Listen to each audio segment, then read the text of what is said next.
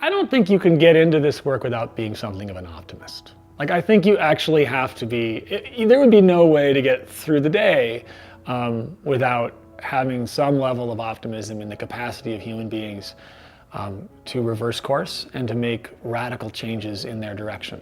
And I think we have good evidence that we can, and we have. We didn't really start like clicking until climate stabilized.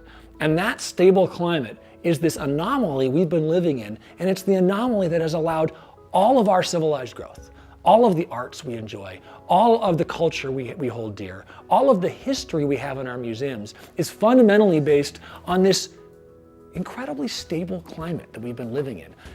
And we're going out of that. I mean, I got into biology not because I wanted to figure out why a chili pepper was hot, but why I got into it because I wanted to make a positive difference around the world somehow, to some part of it.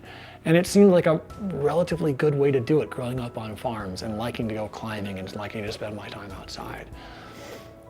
And then you get in there and you realize that, there's a lot of fantastic questions. And I did spend 15 years running around Bolivia trying to figure out why chili peppers were hot. And we don't really need to know the answer to that question. It's fascinating, and I don't regret any of it, but there are some scientific questions that are much more pressing.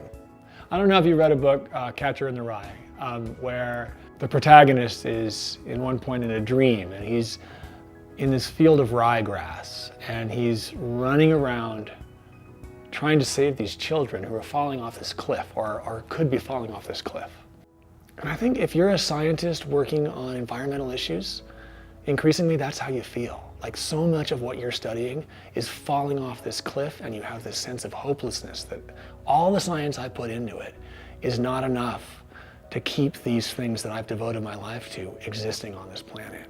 And a lot of that is because of the changes we're doing through climate change.